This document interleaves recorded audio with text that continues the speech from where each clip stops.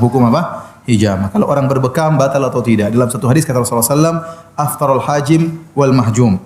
Bahwasanya telah berbuka orang yang membekam dan orang yang dibekam, ya. Sehingga mereka mengatakan hadis ini kuat menunjukkan kalau orang yang membekam dia batal karena dahulu cara bekam dengan menyedot.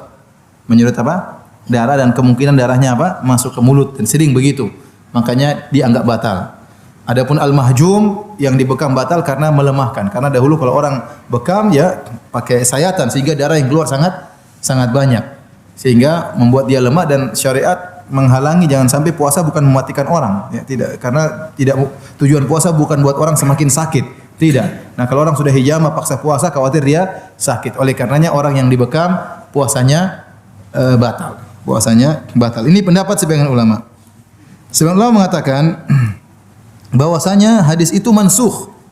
Karena dalam satu hadis Rasulullah SAW mengatakan, sahabat mengatakan, ihtajama Nabi SAW wa huwa sha'im. Rasulullah SAW pernah berbekam dalam kondisi apa?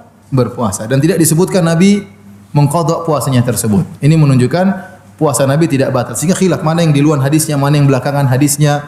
Tetapi kalau kita kembali kepada pendapat jumhur ulama, ya, maka kebanyakan ulama dan juga kebanyakan salaf menyatakan bahwasanya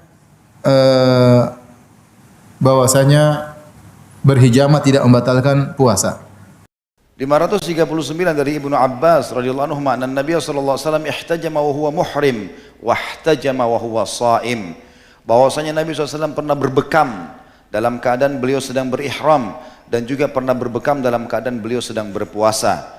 Hadis ini diriwayatkan Imam Bukhari nomor 43. Hadis ini juga memberikan ilmu kepada kita kalau boleh berbekam lagi puasa. Bahkan disebutkan oleh sebagian ulama dalam pengobatan nabawiyah, kalau orang berbekam sementara dia puasa justru lebih baik.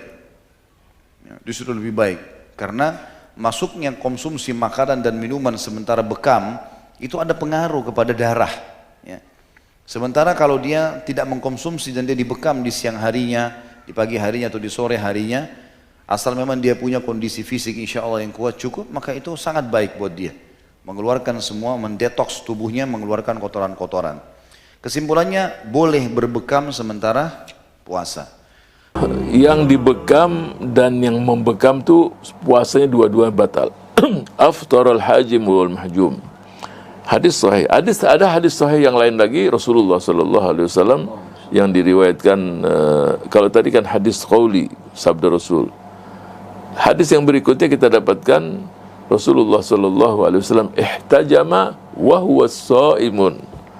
Rasulullah melakukan bekam dan dia dalam kondisi puasa. Ini dua hadis, dua-duanya sahih. Yang satu mengatakan Rasul melakukan berbekam dan dia dalam keadaan puasa. Berarti kan nggak batal. Kemudian hadis yang lain, aftarul hajimu wal mahjum. Yang dibekam dan yang membekam dua-duanya batal puasanya. Bukalah. Ketika kita dapatkan asbab wurudul hadis, sebab kalau dalam Quran kan ada asbabun nuzul. Kalau di sini bukan asbabun nuzul, asbab wurud. Jadi sebab disabdakannya hadis tersebut, kita dapatkan adalah ada tambahan berikutnya, aftarul hajim wal mahjum. Kemudian perawi tadi menjelaskan wahuma yaghtabani ahadan, melakukan ghibah. Jadi sambil hijamah ceritain orang. Nah itu jadi batal, pahalanya nggak dapat. Ustaz, bagaimana orang berbekam di bulan puasa mengeluarkan darah? Apakah sah puasanya? Yang mengatakan batal puasa karena berbekam hanya mazhab Hambali. Kalau ada ustaz nanti mengatakan berbekam batal, itu dia pakai pendapat mazhab Hambali. Sedangkan jumhur ulama mayoritas berbekam tidak batal puasa. Ada bapak berbekam, jangan orang batal nih, tak batal. Kau tahu ustaz kami batal? Ustaz kamu itu pakai mazhab Hambali ya.